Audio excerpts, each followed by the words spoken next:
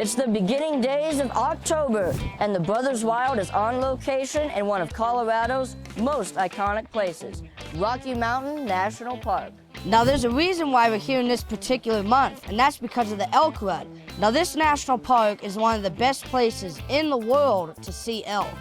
So for a tour of these amazing creatures, plus many other species, we've partnered with Good Bull Guided to show us and you the best of Colorado's Rocky Mountain National Park.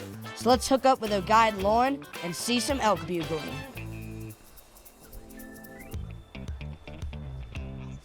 All right, we've just come across some elk. Now our guide has just taken us to the Cub Lake Trail, which goes across Moraine Park. Now this is a great place to see elk, and not too far on the trail, we came across a bull and some cows. Now you know what's something interesting about elk is change their diet throughout the year.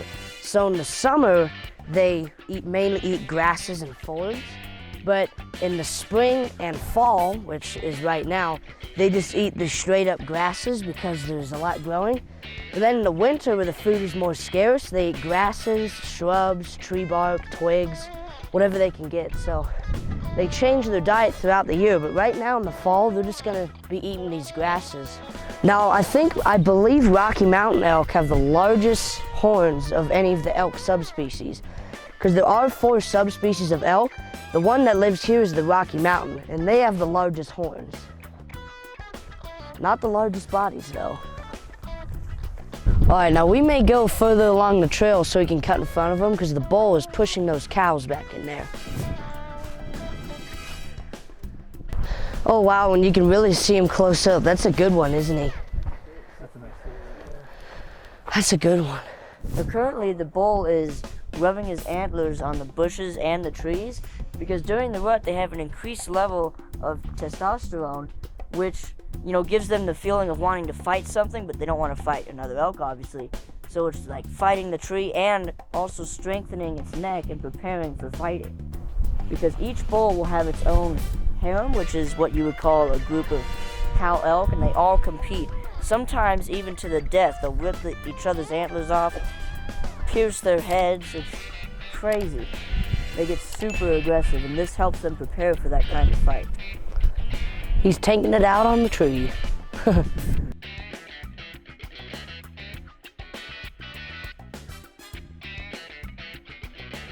Well, that was a great first elk encounter, but unfortunately the bull is in a really tough spot, so we're gonna trek back to the road and get on some more bulls. All right, let's head back. There's lots of more bugling to see.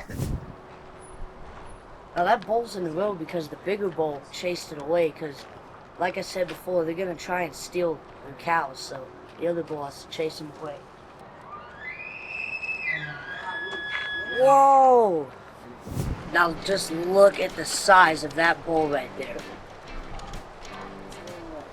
Now that call that he was just making before, that is a warning call to other bulls, so he'll stay away. So the other bulls will stay away from these cows. Look at that, those are just some massive horns on that thing. Whoa. You're making that call, he's chasing away that smaller bull that's right there. And he's moving. Now this is pretty cool. So that bull over there, which this is his harem, he was chasing away that smaller bull.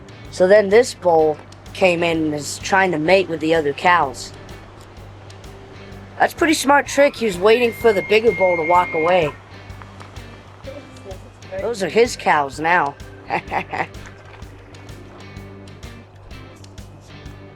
Well, look, he's trying to mate with that cow there. Look how big that bull is.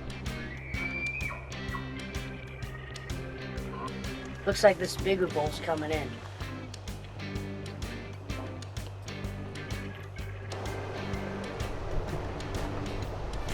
That smaller bull that was mating with the cows probably doesn't stand much of a chance with that one. That one has much bigger horns.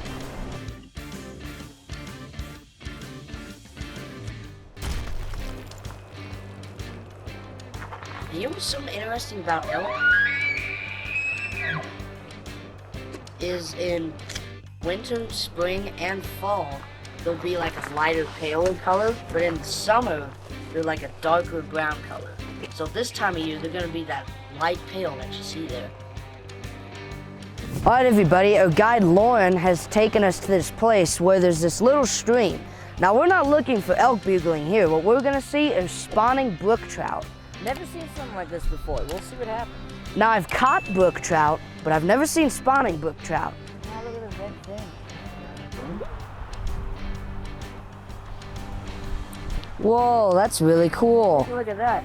Now, if you have a waterproof phone and a little selfie stick like this, you can come here and get really neat underwater footage of these spawning brook trout like that right there.